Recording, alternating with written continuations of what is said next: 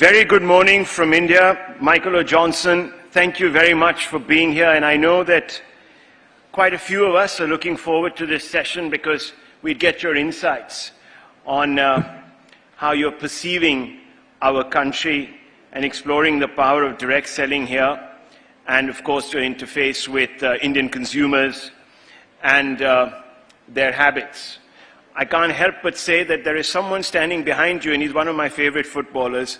I wish he were live, but that's, as we all know, viewers, the great Ronaldo.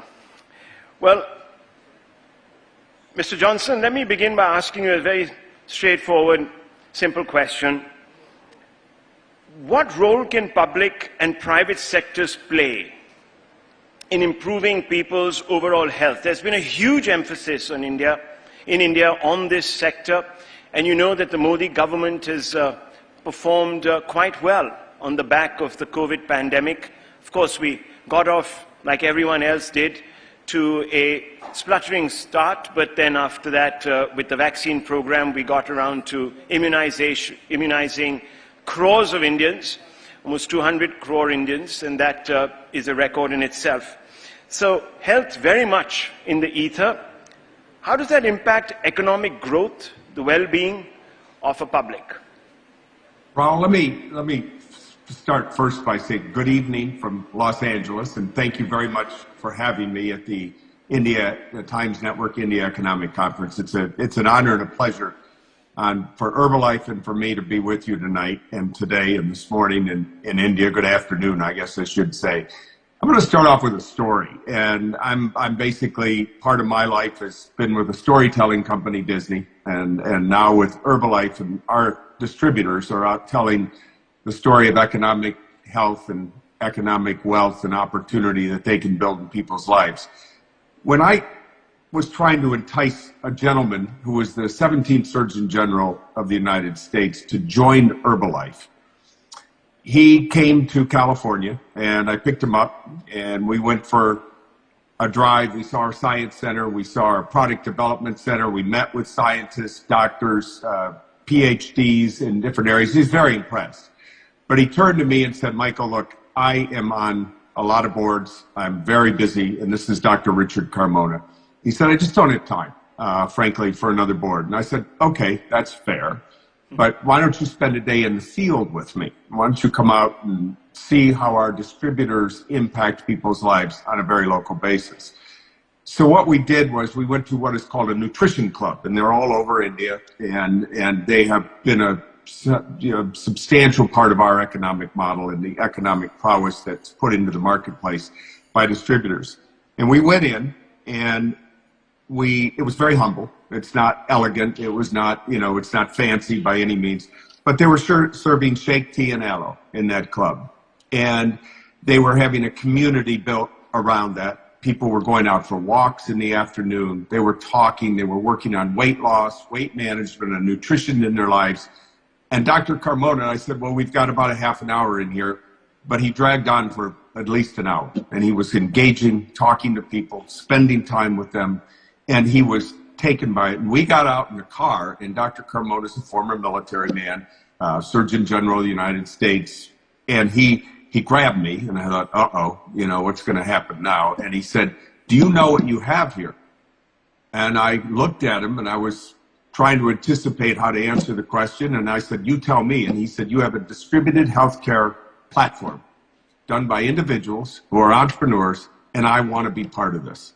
And he's been on our board for, 13, 14 years since then. He's a huge member of our board. And it points to all the things that Herbalife is and the economic opportunity seen by individuals to impact people's health by building a community around what we do and around what they do.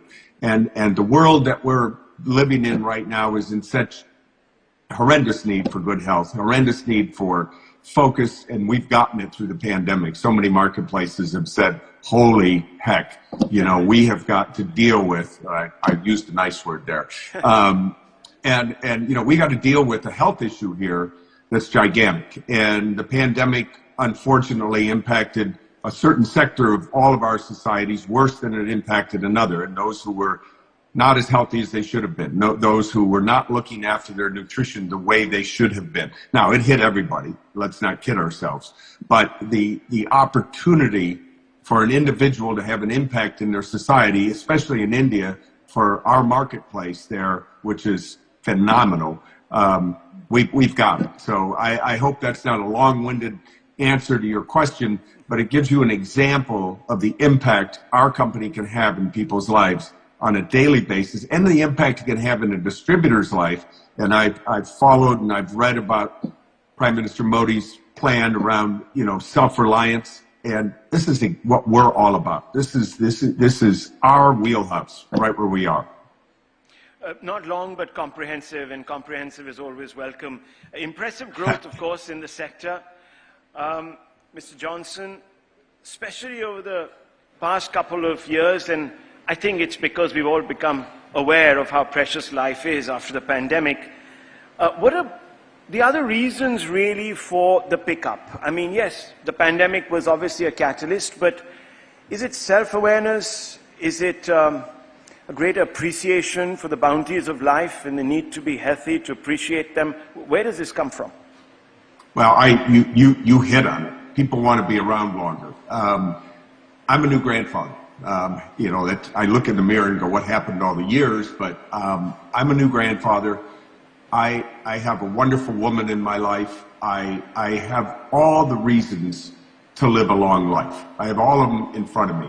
And I think more people are coming to that realization inside their lives because they started to put a priority during this pandemic on their health, on their well-being, on their mental well-being.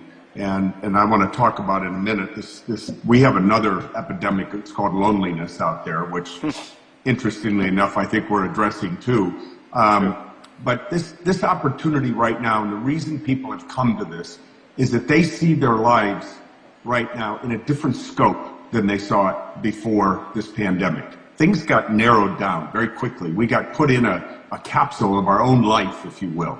We got to see our lives in a different light. And the importance and the quality of our individual health, our individual well-being, how we can take control of our own income streams, our own wealth streams, be less reliant on others for that, and more reliant on ourselves. This is what, to me, kind of came out of the pandemic. A few other things definitely came out of it, some real negatives. There's a loneliness factor. I keep reading more and more about this. It's a global impact. I'm sure it's in India. I'm not, as familiar with it, but where people got put on in their own capsules, if you will, in their own lives, and they became lonely. And as they came out of this, they had to understand the need for community, which our nutrition clubs and our distributors create that every single day. They have a place where people come together, where they can enjoy each other. They can have a spirit together for healthy, active lifestyle, for better nutrition, for weight management, for doing things that build an economic freedom in their lives, but also build that nutritional base in their lives. And my brother, when I first joined Herbalife, he gave me a little quote that said, The first wealth is health. And that is so true. And that's what we bring to the table. It is so important for people now to focus on that. And then this loneliness factor that's in there with all these nutrition clubs that we've got going globally in India and around the world, and building those communities together. That is this really, important aspect of this business that we may not have understood as fully as we are really beginning to get our arms around now. And we can do it uniquely. Digital is important. There's no doubt about it. Having the ability to transact, but it's still, it's high tech is important, but high touch in our company is more vital than ever. That's very well put. That's very, very well put. We've got a house full here this morning of many entrepreneurs who are amongst us, and they'll probably want to hear from you, if some of them are interested in the well-being sector, how you see the Indian economy growing, especially in this sector. Well, I can tell you from our business, the growth is phenomenal, because we've seen people grab a hold of healthy, active lifestyle, of understanding their nutrition better, of wanting to build a business around that. And our business is inexpensive to get in. It is providing a platform for people to improve their lives to earn what they're worth. This is what our founder said in 1980, a 24-year-old young man who was literally selling products out of his car and addressing an issue. And so this company was founded by an entrepreneur. I see myself as an entrepreneur, if you will, somebody who works inside a company focusing on that. But we're made up of thousands, tens of thousands of small businesses. And that's where the economic opportunity comes in for an entrepreneur who wants to build something in their community and service people's needs in their lives for nutrition, service their needs for a well-balanced diet, service their needs for education about nutrition, and bringing them in to help build their lives. Now, if someone walks into those clubs or works with our distributors and says, you know, this is something I think I can do. And then what happens in our entrepreneurial environment is training is vital. It is vital for what we call an upline. If I recruit you to join this company, we want to make sure you have a plan to succeed. We want to make sure you know how to go to market. We want to make sure you understand what we call DMOs, distributor methods of operations, whether you're going to do it on a social network platform, whether you're going to do it person to person in someone's home, whether you're going to build it through a nutrition club, whatever opportunity that fits your personality, as long as you have, you know, a little gut, some grit, some drive, you have a fraternal skill, and then we'll help you with the technical skills to help you succeed. But like any business, and if there's entrepreneurs sitting out there, they didn't get there, they didn't get to success by dreaming it. They got to success by doing it. It takes work, It takes effort. All of us in our lives, you, me, all of us, didn't get to the place we're in by just waking up and dreaming it. We went every day with a plan. We got disciplined about it. We built that opportunity, and we had to have an environment like India where that is accepted, and not only accepted, it's sponsored by the government. The government's saying to people, hey, let's get self-reliant here. You know, John Kennedy in the United States had a quote in his 1960 inaugural speech that ask not what your country can do for you, ask what you can do for your country. That is, to me, a statement that's lived with me forever. I was a very young man when John Kennedy was inaugurated, but that's lived with me forever. It's maybe not as popular in some marketplaces now because we're looking for government to solve our issues. And in this day and age in India, I love it. It's the self-reliance, the ability for an entrepreneur to get out there and build a business, the opportunity for people to impact people's lives and better their lives through health, and then build a platform for them that maybe they can pick up their wealth and improve their family, lift their dignity. I sound like a preacher, I know, but I'm very high on what we're doing.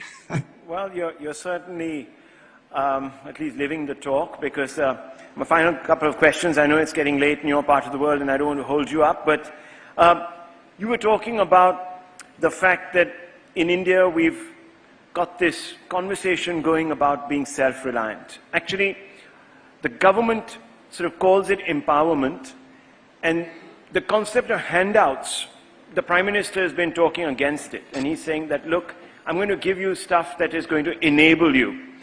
And I'm just going to weave that into a couple of questions. How does Herbalife see itself contributing to India's economic well-being in the context of what the Indian Prime Minister and the government have been saying? And secondly, I'm really curious to know a little bit about why an American has a football star at the back of him. You guys play another kind of football, different ball games. So 2 questions. Okay. So we are, not I, it's we. We are completely aligned with the idea of self-reliance. Right. In Herbalife, you make money by selling product. That's the only way you do it. You have to perform in your business, and you make money doing it that way. You build a better opportunity for your family that way, for yourself, better education environments, better gifts for the holidays, better clothes for the kids. We lift the economics, we lift the people from economic levels up. That it's so hard to explain unless you see it. And we have thousands, tens of thousands of distributors who have stories that are amazing. They're cab drivers, they're sanitation workers, they're doctors, they're lawyers who have come to Herbalife and lifted their station because they put together a business opportunity that is based on self-reliance. It's based on performance in their marketplace, how they took our product, how they took our business opportunity into their community and improved lives and built opportunities for themselves and for their community around it. So that community aspect is vital to us. Right. That self-reliance is something that is part of our fabric, and it's been in the quilt of Herbalife since day one. We have a meritocracy in this company. You get paid, you get to earn what you're worth. There's no handouts here. There's no easy road. You know, there is, and I'm not saying it's that difficult. We try to keep it simple. We try to keep it understandable. The world's gotten more complex. There's without a doubt.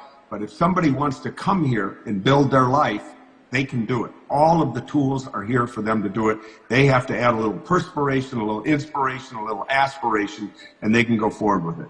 Now, my friend back here that you want to talk about, I've got actually a couple friends back here. I've got David Beckham back here too. Oh, so wonderful. We'll show him to you too. Look, sports have a world. We have Virat Kohli, and you know, Virat is, as you well know, is a Indian superstar. And so we follow cricket very closely, and we follow the International Cricket League there, and we're a big participant and a player in it.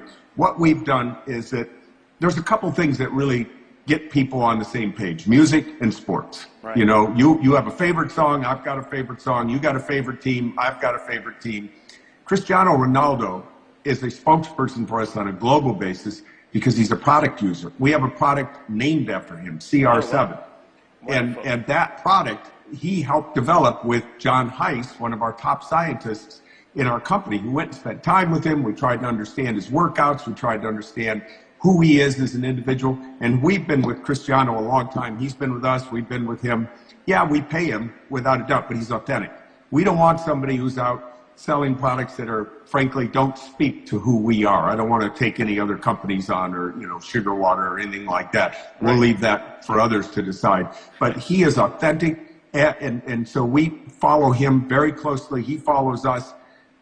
You know, Cristiano is part of the fabric of Herbalife. We've used other soccer superstars in this company. We've had some of the biggest names in the world. Football, as we should say, outside the U.S. I don't know, you know, how we ended up calling it soccer here, because we have as you said, a football here in the United States. Right. But, you know, we are localizing our efforts. So in India, it's cricket is the name of the game. We've got badminton players. We got Mary Kwam, an Indian boxer, who's also part of your legislative world, and then has come back to the boxing world. Don't get in a ring with her. She's an Indian icon, no doubt. And you know, so we're using local people. We have a sports line in our company we're pretty proud of. We have a weight management line, a sports line, a daily nutrition line. And what we're trying to do is bring people around that who are authentic and believe in us. Wonderful. Lovely speaking to you this evening or this morning, wherever you are. Michael O'Johnson. It's this evening. Well, thank this you is the very latest much. I've ever had a tie on probably in my life. Well, let me tell you, people, I think, have appreciated the time you've taken out. Thank you very much, Michael O'Johnson. Lovely speaking to you. And I believe you're a runner, so keep on running. Thanks.